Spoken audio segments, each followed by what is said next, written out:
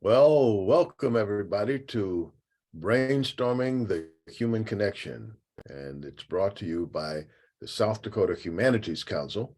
And in this program, we try to explore various subjects, but it's an interactive program. You will hear people say many different things and hopefully bring you some news that you can use. But it really happens, or as they say, the rubber meets the road when you participate, when you have questions, have comments, share your experiences. In that way, we all benefit from your experiences. And if you get that kind of feedback, we can actually have some very interesting discussions. And it presents an opportunity to practice talking about your feelings, your perspectives in a safe environment where nobody's an enemy and everybody's point of view is respected. We may challenge you to come up with a way to support your point of view, but that just should strengthen you. It shouldn't beat you down, because if you don't know why you believe something, then you may not know why anybody else should believe what you believe, so and it may just sort of give you an idea. Oh, maybe I should check that again. That happens to me all the time. Somebody will say, well, how come you believe that? And then I'll realize, oh, I don't really know. I thought I knew, but maybe I don't know why I believe that. I better check that out. Or sometimes people will say, where did you get that piece of information from? And it'll be from memory, but I realize I need to go and find it again so that I can offer it to those who haven't read that or haven't had that experience or something like that, in order to help them to see through my eyeballs. So when you share your ideas, it helps us to see through your eyeballs. And from my point of view anyway, we all gain from sharing each other's eyeballs. Right? So today, speaking of crazy people, today we're going to be talking about mental health.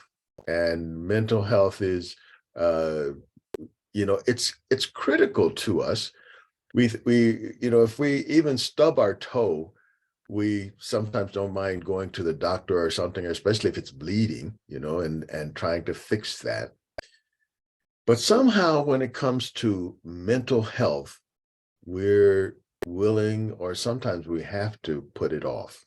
Okay, we'll get into some of the reasons why we put it off today, but it's critical and it's important. Everything, is reflected in, and sometimes it's grounded in mental health. If you're depressed or something like that, you're more likely to catch a cold or something like that, and sometimes even more serious things. The way you think and how you act, how much stress you're under, has a direct relationship to your physical health. And that has a direct relationship to how well you enjoy or don't enjoy life and how long you enjoy that life. So today we have Nikki Eining, who is, she's an outpatient mental health therapist with Avera Behavioral Health over in Brookings. And we're going to be having a conversation with her about mental health. Welcome, Nikki. Thank you for having me. I'm excited to be here. Well, let's get started by just giving folks a kind of 50,000-foot view of who the heck is Nikki Eining. So hello, everyone. I'm Nikki. I'm an outpatient mental health therapist with Avera Behavioral Health in Brookings, like Lawrence said. I see a few names on here that I've actually, have been part of my journey as a professional. I see Dwayne's on today because I've been doing some form of community mental health for the past 17 years. So in the last 17 years, between Huron, the Highway 14 corridor, and Brookings, I've been doing some form of different, types of community health working in an outpatient setting. I'm a licensed social worker. So what that means in the state of South Dakota is I have completed my master's degree in social work and have completed enough licensure levels to practice as a qualified clinical social worker in a mental health setting. So my social work background kind of also provides me with some education and awareness associated with what we call like macro level work. So we talk community-wide work. And that's really why I'm here today, is how do we as a community or communities continue to really normalize just mental health, right? You know, mental health, everyone has it, we all have it, just like we have physical health. And so how can we continue the discussion of, just like physically, how we learn ways to take care of ourselves physically, how do we learn ways to take care of ourselves? Mm-hmm. In working with Avera Behavioral Health, what do you guys do over there? So in Brookings, we do outpatient therapy. We have a clinic here in Brookings, which is an outreach location of our Sioux Falls clinic. So we provide outpatient services to anyone who's wanting support.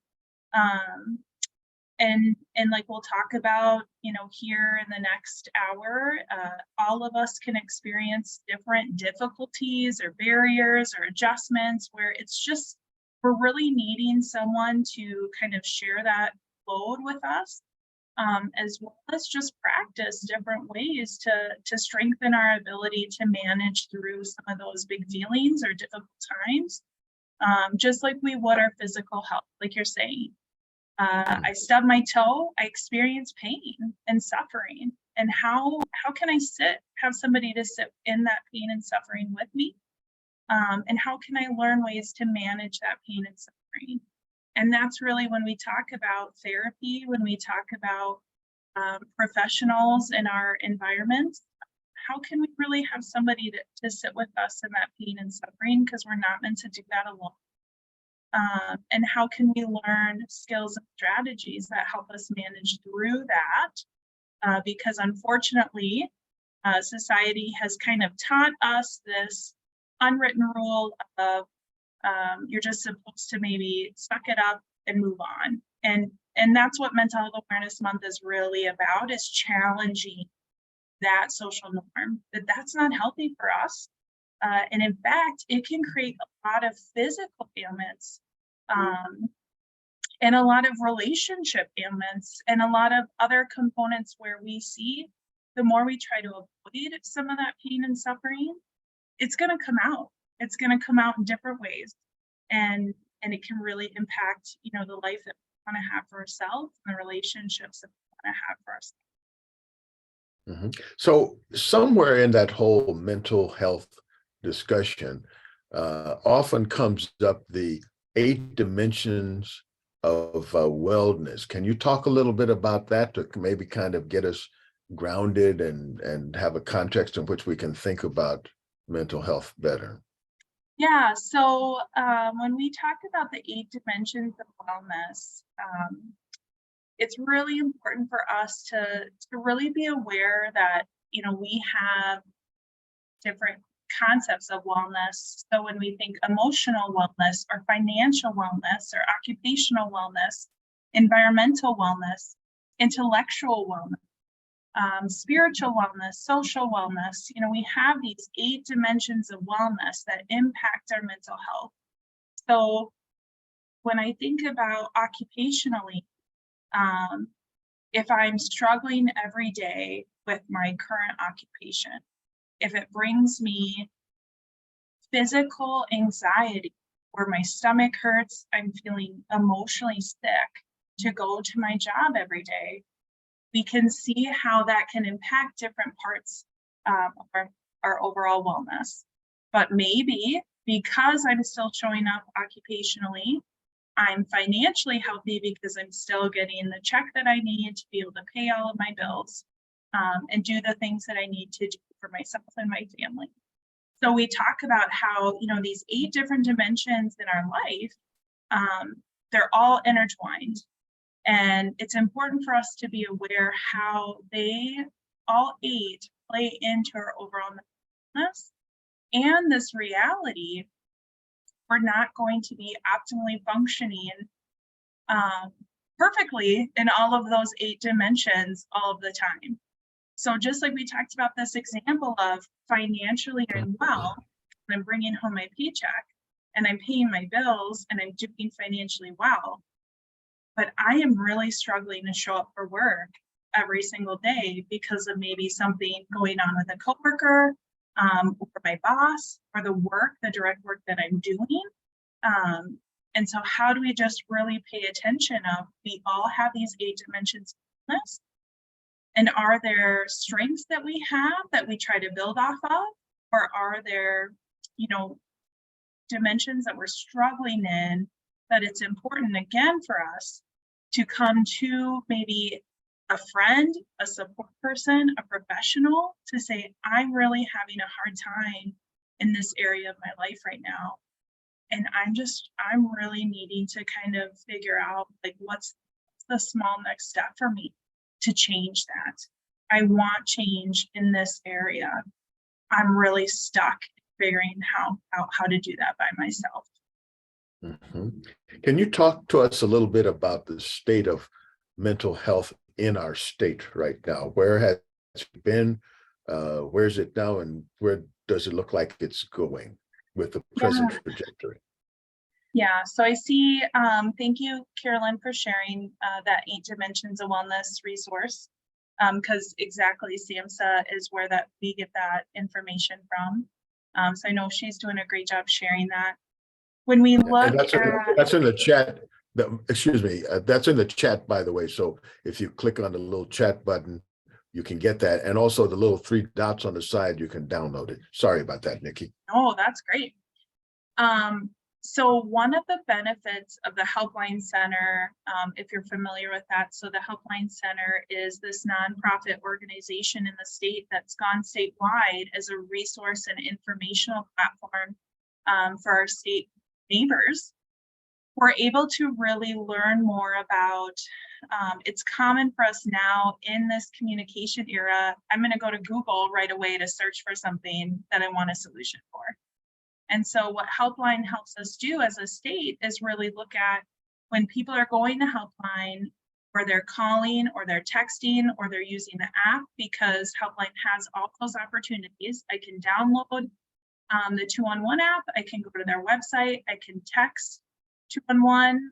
If I text my zip code to 898-211 and ask for a resource, or if I call in, because that's 24/7, there's somebody available 24/7. If I call, if I text, if those things, and I'm trying to look for mental health information, we're now able to track that data of how many people in our state are really asking for this support.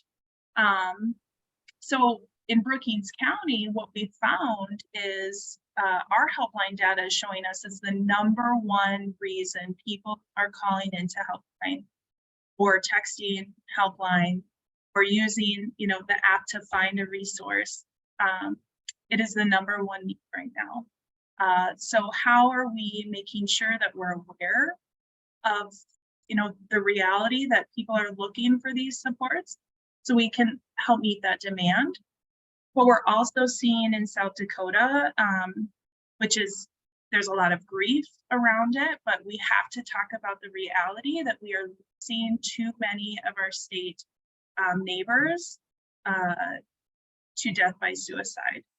And so we've seen these numbers skyrocket. Brookings County is another example where, unfortunately, we've seen these numbers just continue to rise and increase, where we see not only the loss of our neighbors, but also just fatal overdoses and self-injuries that we're seeing, because unfortunately too many of our neighbors are feeling alone and feeling like they can't manage through those really dark times. Mm-hmm. I think those are very important points to make. I'm just wondering if you've seen an increased number or more depth in destabilization. That seems to be a subject that comes up quite often now. And when I say destabilization, What I mean is that, people have to have some kind of anchor points or a few anchor points to orient themselves to whatever their reality is.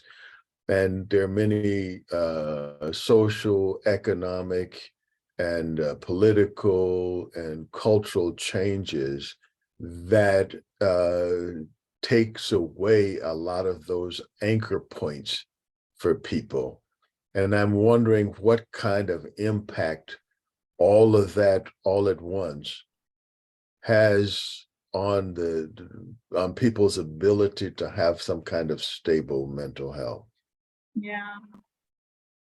As I heard you talking through that, I even found myself like taking a deep breath, right? Of just like the reality of COVID and discrimination and political extreme and everything that not only our state but our nation has been through these past 3-4 years, which has really isolated people, which has really increased experience associated with hate. I think the hardest part is really labeling the reality of what people are going through. Even when I heard you talk and just open today up, yesterday we had Billy Sutton come and speak in Brookings, and it was a wonderful message of how do we continue to stay curious? How do we continue to have conversation with our friends, our family, our neighbors who have different opinions and different experiences than us? How do we genuinely stay curious and have those conversations and build relationships with people, because that is going to be the most effective to move through this and to heal. And what we see through COVID, what we've seen through a lot of the political extremes lately, is people are feeling isolated and they're feeling lonely and they're feeling like they have to end relationships because of different thoughts or different opinions or different perspectives, and really trying to come back to this place of it is normal and healthy for some of us to have different perspectives and opinions. How do we stay curious and have conversations and find common ground with one another? Mm-hmm. I think that another thing that comes up in that too is that many people, when they feel those kind of stresses in their life and don't have or are not aware of the resources that are available for help, will often self-medicate, which of course exacerbates the problem and creates new problems even. Can you speak to that a bit? Yeah, my colleagues, my friends, everyone will know. I mean, my thing I say to everybody is addiction is a symptom of trauma. Just like you're saying, when we do not have the skills or the strategies or the supports to cope with really hard things, numbing ourselves from it, we're avoiding it with the use of some type of addiction. That's where those things come up for us. That's where we see, addiction forming. The stressor occurs. I really don't have the capacity to sit in it and know I'm going to be okay. And so I'm going to use my phone to escape, or I'm going to use a substance to escape and numb, or I'm going to use video games to escape and numb myself from it. So you will always hear me say, addiction is a symptom of trauma. Mm-hmm. I think that that's very important to point out, and I think it's also a symptom of stress. The difficulty that we have in managing our lives causes stress that often goes beyond what we have the capabilities to cope with. And then it's compounded by people who are pretending that they don't have any stresses and everything is under control, and you should have it under control too if you're a real person, if God loved you, then you would have it together kind of thing. And so you can turn around if you're under that kind of stress. One, you may not feel you have the language to even express what you're feeling. Maybe you've never felt that before. And then even if you can have words for it, you're not sure that the other person you're talking to understands it as the way you're trying to express it. And it just seems like quite a conundrum quite complicated. And you're exactly right. And so when we step back to this piece of all of us have mental health, and how do we learn skills and strategies to support our mental health? In school, we have PE, and we learn ways to, learn about our muscles and learn how to take care of ourselves physically. And we have health, where we talk about different things about our body and our physical health, and learning how to aid in positive physical health. And unfortunately, we don't have the supports in place where we learn, like, what are feelings? What am I feeling? What are the body clues right now going on for me that I know, oh, wow, I'm feeling disappointed, and being able to label disappointment and feel in control of that feeling and know what's happening inside of ourselves. Because when we don't understand that, when we're not able to label it and understand and feel in control of what's happening, we feel out of control. And it just, just really spirals. And that's where we see, unfortunately, that's where we might see some unhelpful or unhealthy strategies that we're using to manage through that. And I think it's important to remember that is not a fault of ourselves or our friends or our neighbors. We're not taught these skills or strategies, and just continuing to normalize, every single one of us deserve to learn those skills. Well, I think it occurred to me that one of the reasons we're not taught it is because people don't know it. There's no teachers, or very few. For every person that needs it, there's for every person who can give it, there's probably a couple 100,000 that need it. So that becomes a problem. But that said, I want to take a break right now to give folks a chance to ask any questions or make comments on anything that's been said before, or something that you would like to introduce into this subject of mental health, particularly in the state of South Dakota. Anybody have something they want to add to this discussion? You have to click on your button to talk. I would. Well, Mr. iPad, how are you? I would like to. Can you hear me? Okay. Yeah, we can. I was in a meeting yesterday with a group of women, and it's actually a Bible study, and we were trying to figure out what we're going to study next. And I was talking about, I think we should try and figure out where the most need is for the next study. But as you were talking about the different and current events, I don't have a feel for, I'm in California right now, I'll be in South Dakota. I don't have a feel for what's going on. I don't have a feel for what's normal anymore. And I listened to different programs, World War II and, the Depression and I keep wondering, are we in real trouble now, this climate change, or is it just the same old thing? It's just that media makes it more obvious that we're in trouble. I really can't get a feel for how much trouble we're in as a nation, and especially the political things. What's happening?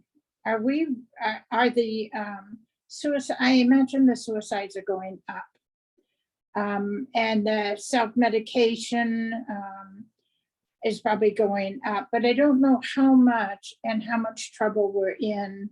When you hear somebody say we have 50 years, 10 to really straighten out our soil fertility because the pollinators aren't around and we're not going to have food. You know, how many people know that and are really afraid? And the climate change seems to be a big deal along with politics. So I don't know how to appraise it. Yeah. And I don't have data on it. Right. How do Well- you make, go ahead, I'm done. Well, I would say that one of the things that's important to realize is that we have a lot more information than we've had before. And our ability to process information, especially in light of we have other things that we have to do just to survive, that doesn't change, but the amount of information that we have to process is changing. And the brain wants to say, oh, let's ignore that thing, because if I try to take it all in, I can't cope with any of it. So we have this sense of, well, let's just dismiss that because it's easier for me to cope. And so it just seems to me that part of our mental health issue is we have a finite ability to process data and cope, but that has no bearing on the amount of things we have to cope with. I have a potential solution, but I'm looking for input from you. Thank you very much for bringing that up, because I think it's a very important point to make. Nikki, did you have something you wanted to add to that? Yeah, Lawrence, you're absolutely kind of hit it on the head there, where we talk about we have access to, you know, more information than we've ever had before. And we're in an era where that access is 24/7. And it's, you know, not only are we accessing it from our TV and our email and our computers, but now our phone or our Bluetooth speakers, or, you know, it's all the time, every day. And so even when we come back to kind of what Lawrence was saying earlier about how are we coping with stress? So when we weren't in this type of communication age, and maybe I had to hear those stressors once a day, or, you know, a couple times a week, of course, stress is normal. And so my body biologically can handle different types of stress. But now we're seeing like this news story and this news story and this news story and this news story. Okay, now body biologically cope with all the stress that you're hit with now. And that's hard for us. And so not only is it's hard for me to process all this information at once. Now my nervous system is overwhelmed, and how am I coping with that? And these things are so large, they feel so big, everything feels out of control. And how do we continue to, you know, just again, label the reality of what we're experiencing of, okay, Nikki, it's not helpful for me to be on social media all day because it's too overwhelming. And so do I know I have to kind of limit that for myself? And when I see big stories and I feel like they're out of my control, what is within my control in this moment? What's within my control right now that I can try and focus on, but doesn't feel so out of control? I'm going to come back to your question. I don't know your name. I'm pretty sure it's not iPad, but I'm going to come back to you. I'm going to come back to you in a minute. But Terry, you had something you wanted to add. Yeah, thank you for doing this, Lawrence, and good to see you, Nikki. I'm not sure if Nikki mentioned this already, but because I came about 10 minutes delayed, but I just really want to add that the importance of mentorship and modeling as it pertains to mental health practices as well. You know, I think, you know, there's a lot of different things you can do to address mental health and strengthen your mental health, from therapy to exercise. But I also find that what has really helped me, and then what we are providing, you know, within the nonprofit I lead, is that mentorship component. You know, Lawrence, when you said stress and Nikki said trauma, you know, those some of us know that's one and the same, right? That trauma is elevated stress. And so we are just having a conversation about how do you manage stress. And I think when you have good role modeling, good mentorship programs, and particularly people that are okay saying they're not okay. right? I mean, I think that's such a big, important thing for me as a person to let people know that I'm not fine when I'm not fine. You know, I'm not the person that says I'm okay when I'm not okay.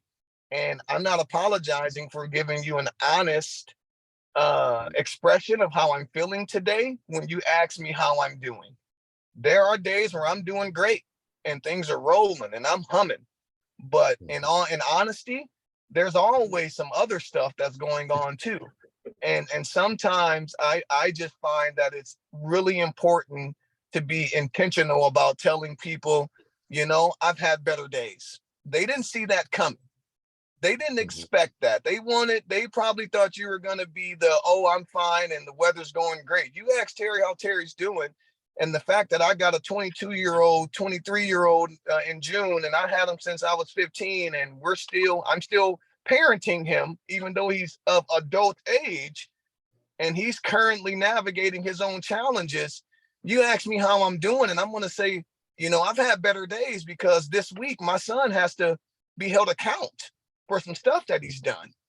And I just think when we have honest modeling of our emotions and of our life circumstances, that's going to be a big piece of also helping people have better mental health practices, because we're not just sugarcoating everything and telling everybody that everything's fine when we're all got valleys too, and not just mountains. And so mentorship matters, modeling matters, and we're doing some of that work at Her to Life Coach Foundation, and we're proud to announce we're going to be doing a diversion program this summer that we're stoked about because we got some new grant funding. So more information on that, willing to share. Okay, great. You know, were you going to say something, Nikki?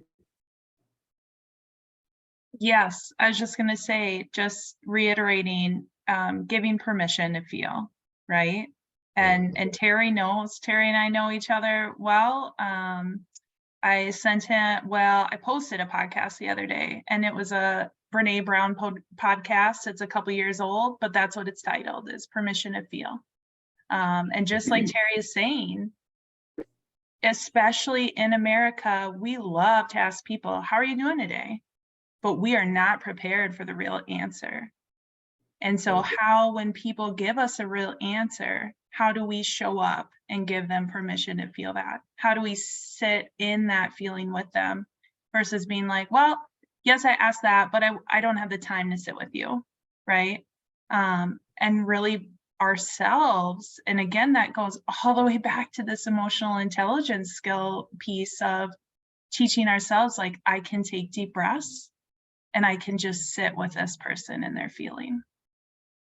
I don't have to answer it. I don't have to give advice. I can just sit with them and listen. Right. That's a hard lesson to learn. And if I go back to, I'm going to call you Miss iPad because I don't know anything else to call you. You know, when you ask, well, okay, well, what do we do? You know, and I think that in any discussion like this, we have to be focused on what are the things we can do as opposed to just stating the problem. Not to say that there's no flies on stating the problem, that we have to start with the diagnosis before we can start working on a cure.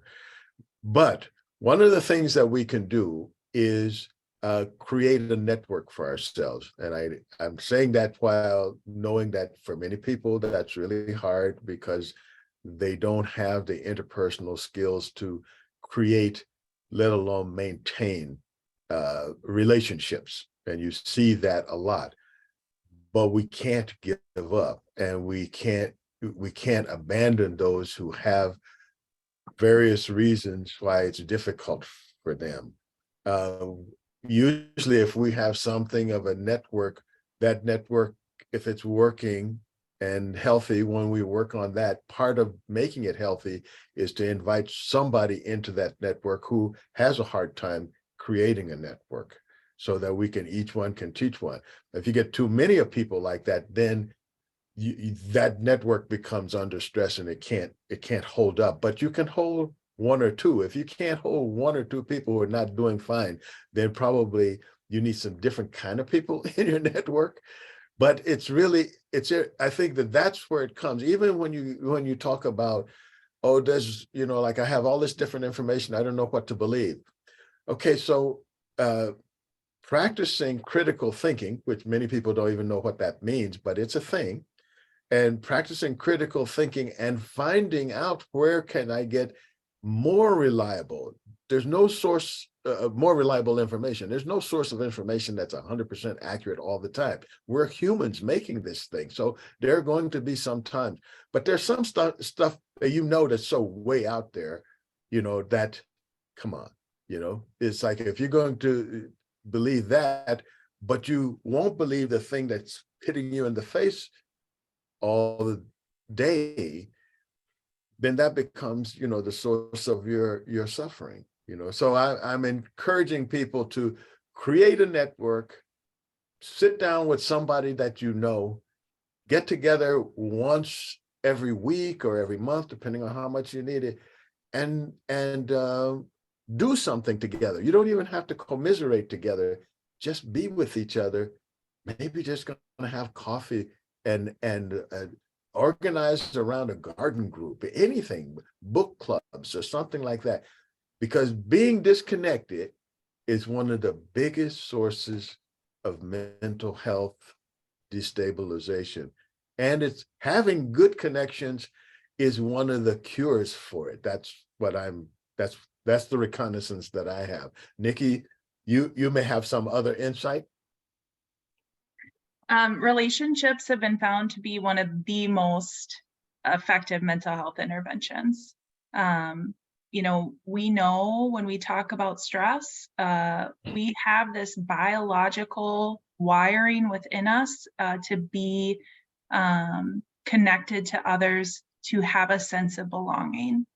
And when we do not experience that, it is very traumatic for our nervous system. And so just like you're saying, how do I, you know, take that risk of putting myself in scenarios and situations of accessing a mentor, going to a book club, or all these opportunities to kind of take that step in building safe relationships.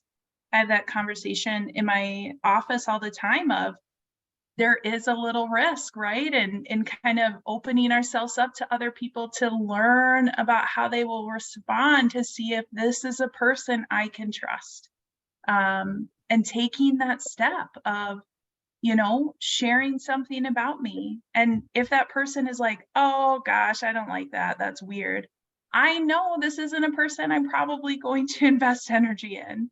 But if somebody responds like, you know, I'm not really into that, but that's really cool, tell me more why you like that, right? That is a response where I start to build a little trust, and it feels safe in this interaction, where I can build these relationships. Biologically, when we have a genuine connection or a genuine social experience, we release endorphins into our body. So not only do we talk about the positive protective factor of supports and relationship, there is a biological component of the benefit of relationships.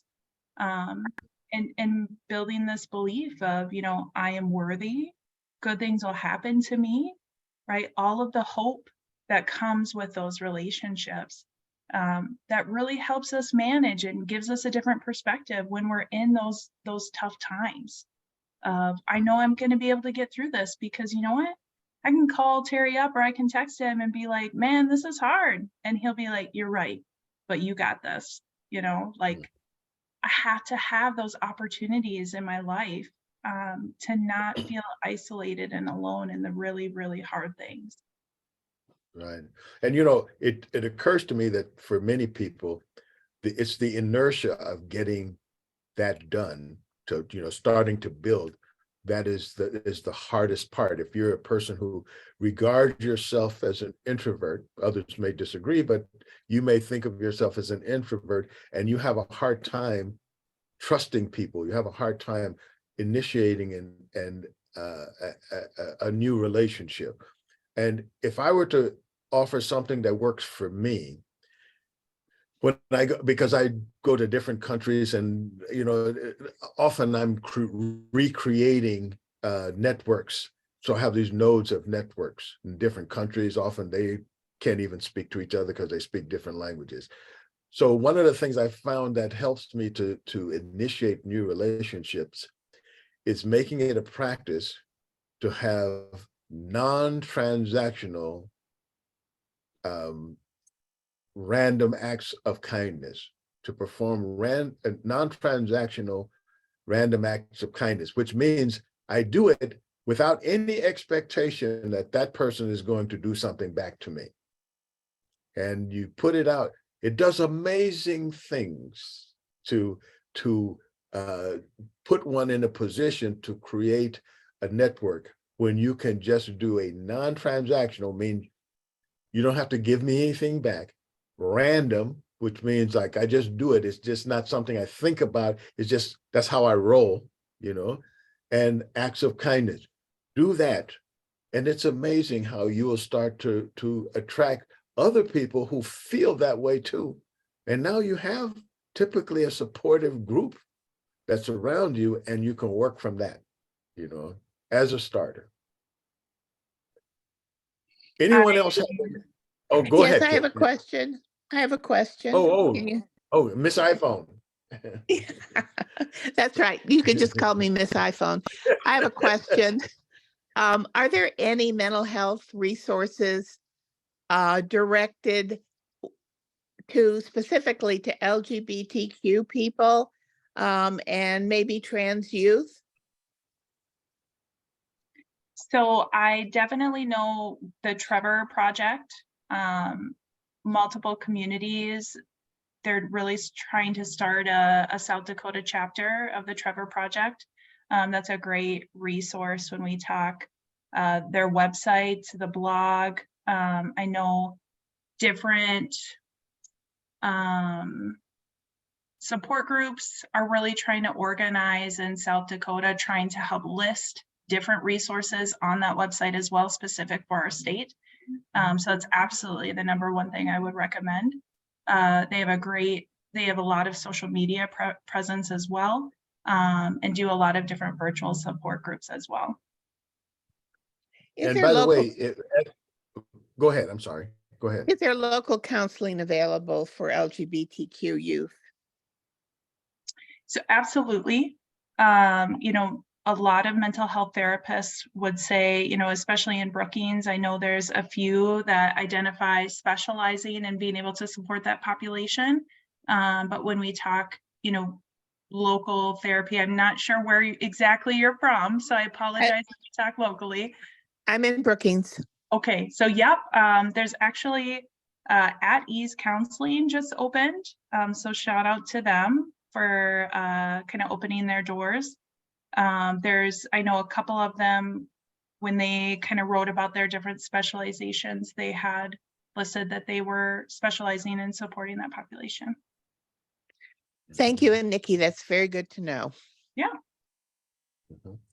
So to continue our conversation, let's talk about lack of resources, because I was just in a conference, about a week ago, and there was a woman who was talking about her work in corporate mental health counseling.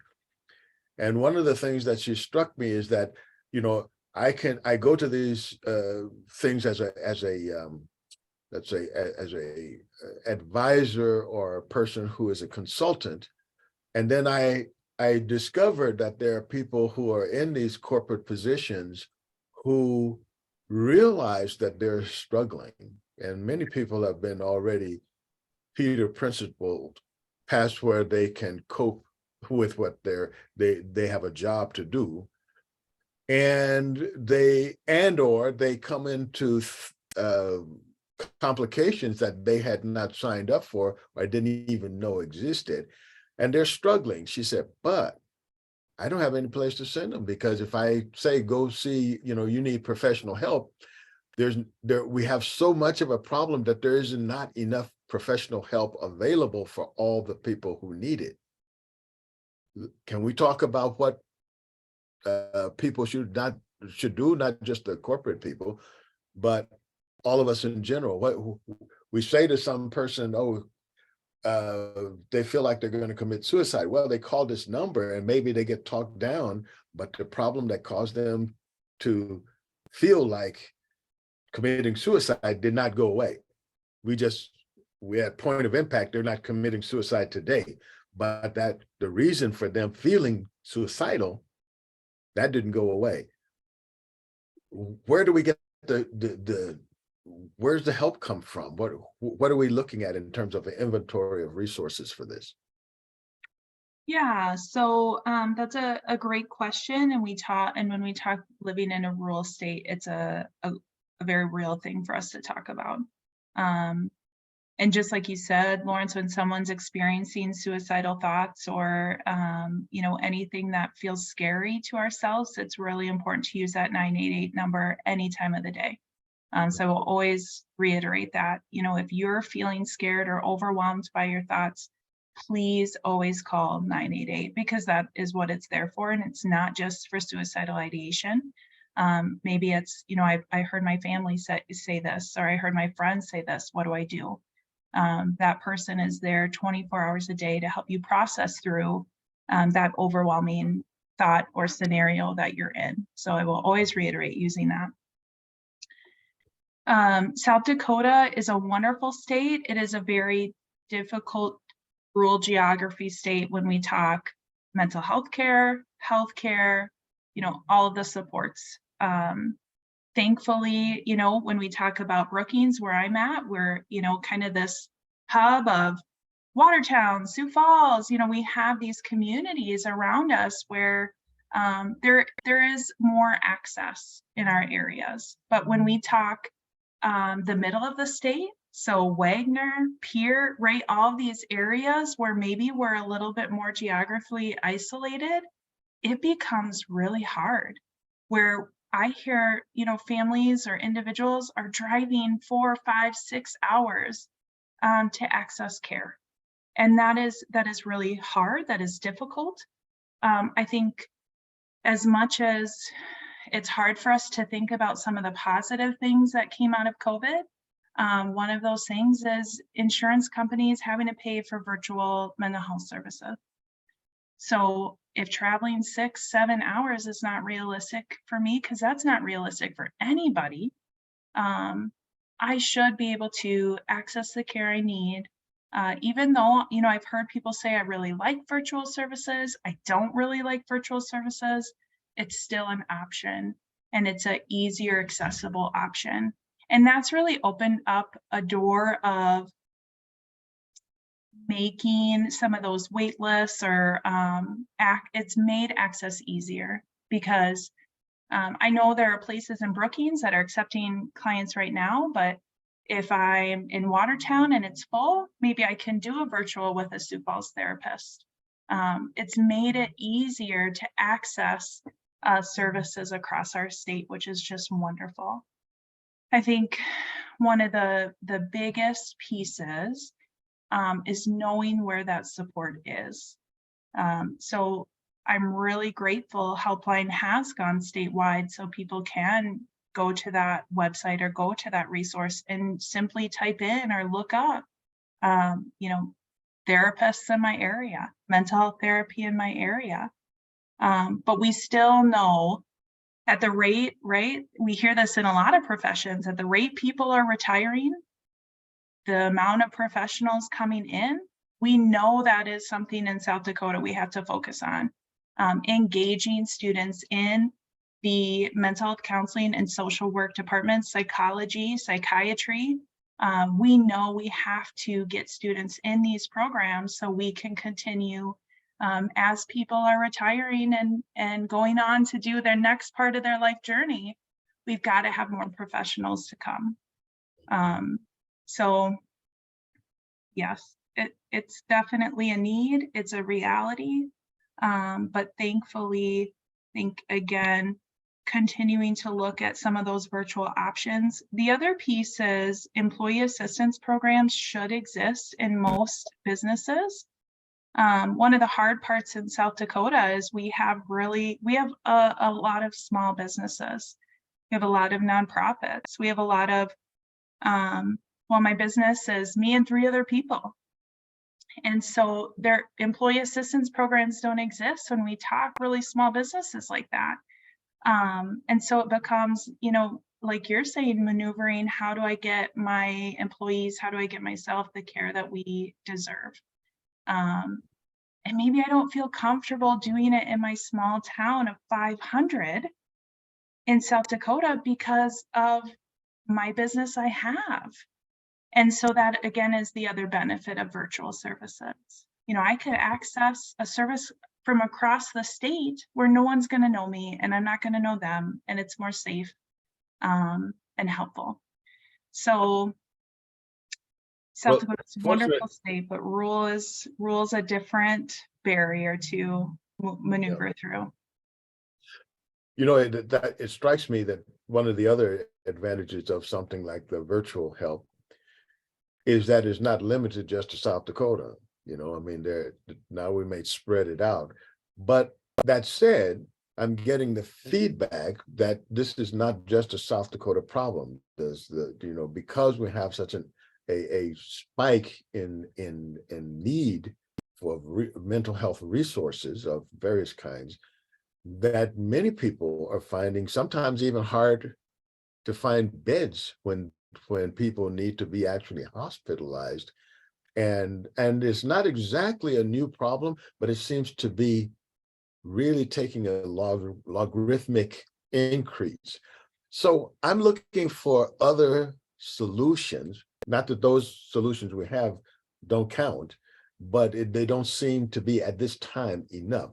So I'm sort of toying with the idea of what can we do collectively? What can we do to, let's say, crowdsource solutions so that we take the burden off of the professionals by doing the little things that we can do to keep people from tipping over, and getting,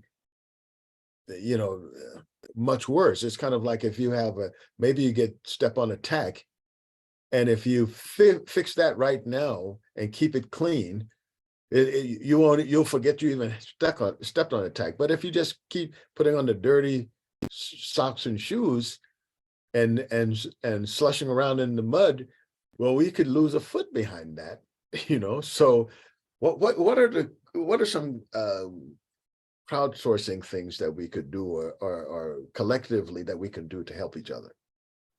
I will always bring it back to that relationship. Being mindful, within our relationships, being mindful as a neighbor, as an employer, as a church member, as a coach, as a teacher. I think Terry kind of mentioned it earlier. Every single one of us can be a mentor in some way. When I went and spoke to a wonderful group at a church here in Brookings, this great lady told this story of, here she's retired, and one of her favorite things to do is planting flowers and managing her flower beds. And there's a young boy who loves to come and do that with her. And so she is taking the time to spend that time with her neighbor. She's teaching a skill. She is seeing this interest and cultivating this interest that he consistently shows up for. And this connection they have made over flowers is a story I love to share of every single one of us have the opportunity to share our strengths and share our interests and show up for the other people around us. That's really powerful. And I think right along with that, Nikki, is improving our ability to have conversations and sometimes just to be with each other, interpersonal relationships.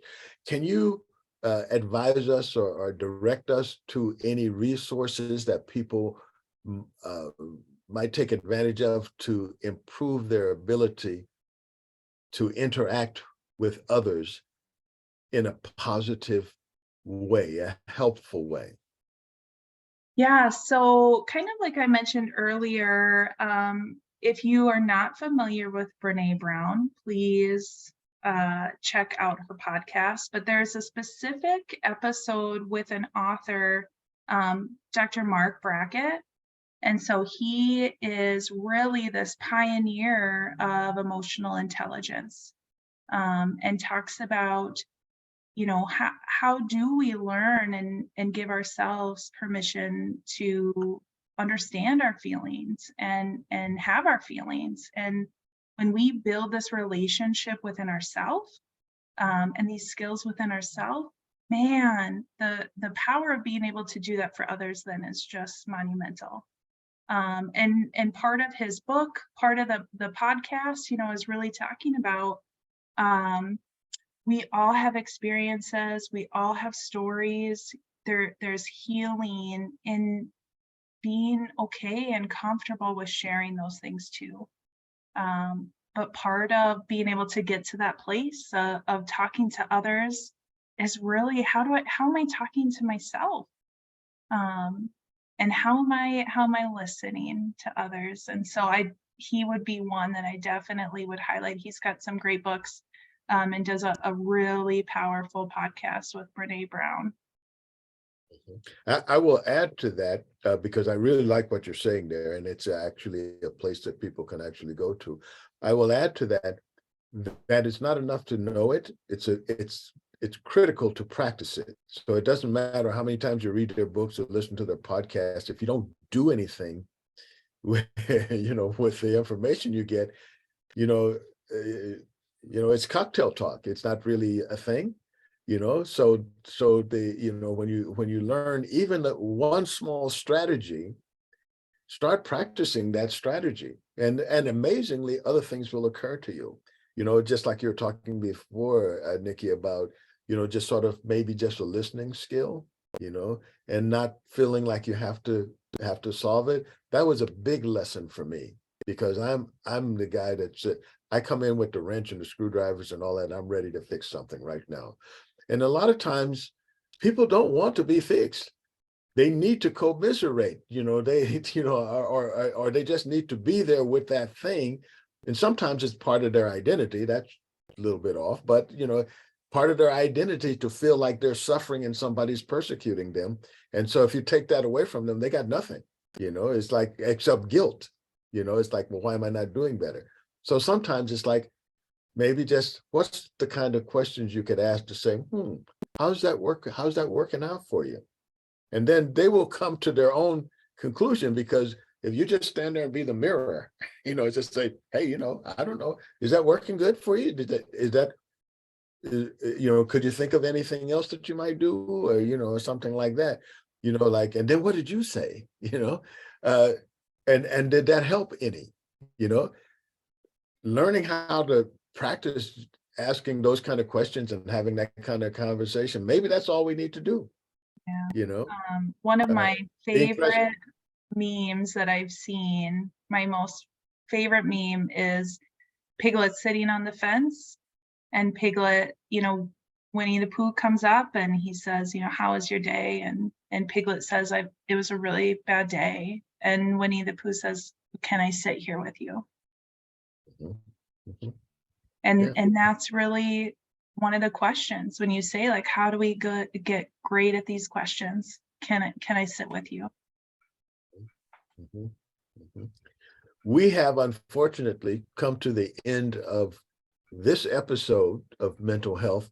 There's so much more to cover, so many more things that we can offer, but we're kind of at the end of our time. So I'd like to offer an opportunity, Nikki, for you to have any final thoughts that you'd like to offer.